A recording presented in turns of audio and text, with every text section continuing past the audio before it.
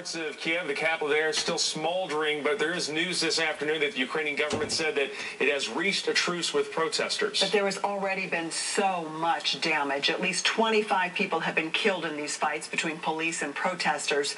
We have team coverage tonight. KCRA3's Kevin Oliver spoke with members of Northern California's Ukrainian community. And let's start though with Sally Kidd and the consequences President Obama promised for anyone who steps over the line. The president says he expects the Ukrainian government to show restraint in dealing with peaceful protesters. Protesters continue to stand their ground in Kiev's Independence Square. The United States condemns in strongest terms the violence that's taking place there. At least 25 dead in clashes on Tuesday. There will be consequences if people step over the line. And that includes making sure that the Ukrainian military does not step in to what should be a set of issues that can be resolved by civilians. Late Wednesday, the Ukrainian government said both sides have called for a truce, but provided no details.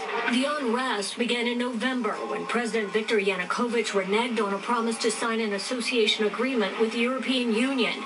Ukraine's economy is teetering on the brink of default. Our desire is for Mr. Yanukovych to bring people together, dialogue with the opposition, find the measure of compromise. But analysts say the two sides appear to be far from ready to compromise. The EU holds an emergency meeting Thursday to consider imposing sanctions. But some question whether sanctions would impact the situation on the ground. I think we've almost passed the point of no return because it's unclear now what alternatives Yanukovych has. I mean, the sanctions are designed to get him to kind of walk back from the brink, but I think he may have already gone so far that there is no walking back.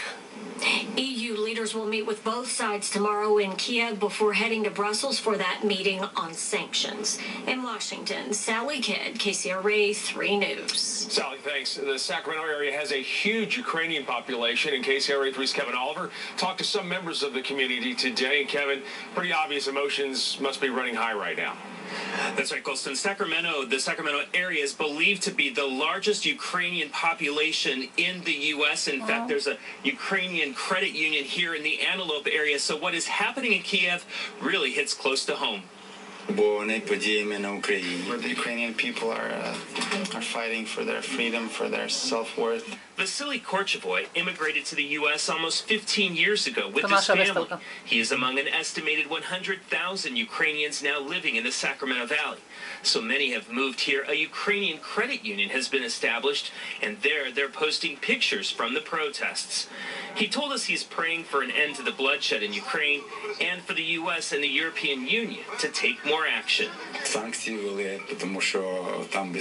We urge them to do the sanctions against the criminal top that's working there in Ukraine. Lubo Joa watches the news from Ukraine on the internet daily. It makes me almost cry every night thinking about how they can do this to their own people, but they don't care. Joa says some Ukrainians have flown back to the country to assist the opposition.